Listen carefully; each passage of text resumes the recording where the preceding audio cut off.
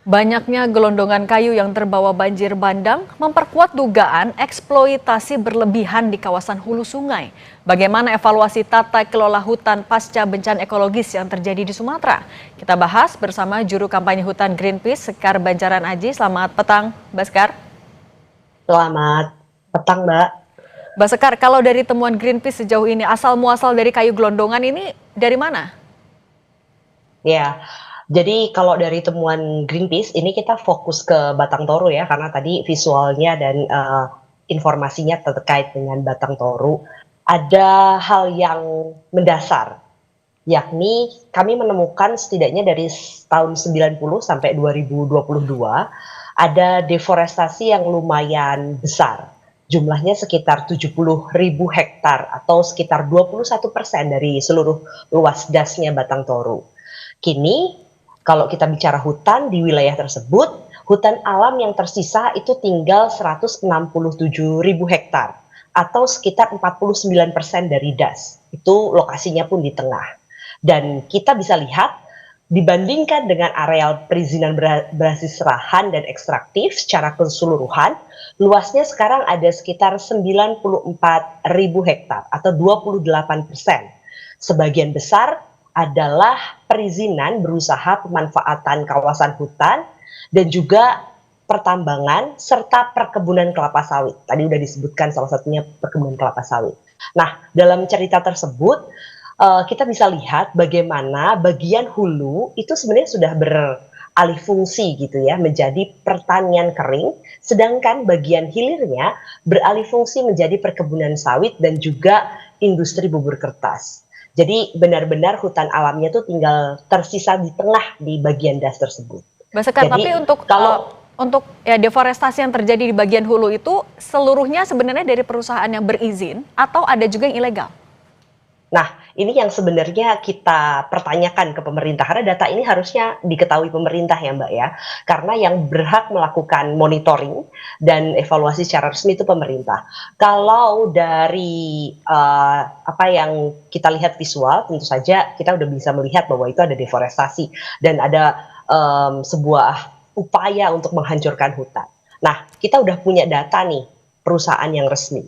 Nah, sekarang kita lihat perusahaan yang nggak resmi. Kalau data kami zoom in sedikit ya, misalnya Mbak di sawit, sawit itu kalau data dari izinnya itu cuma 19.500 hektar. Tapi visual sawitnya Mbak di itu sekarang sudah 25.000 hektar. Berarti bisa kita lihat tuh ada yang anomali di situ. Nah, kelebihan sawit itu dari mana? Itu ilegal atau legal? Nah, sebenarnya ini yang menjadi pertanyaan sekarang dan jadi ruang buat pemerintah menjawab itu. Mbak Sekar, untuk ekspansi untuk deforestasi itu mulai masif di tahun berapa sampai berapa? Kami mencatat sebenarnya mulai dari 90-an udah mulai, Mbak. Jadi tadi ya 70.000 hektar tuh sebenarnya kita catatnya mulai masif tuh sejak tahun 90-an. Jadi sebenarnya ini pelan tapi pasti gitu ya, hilangnya hutan di area Das Batang Toru itu. Nah, ketika sudah terjadi dari tahun 90-an, Greenpeace melihat uh, penegakan hukum dari pemerintah sudah cukup seriuskah? Belum.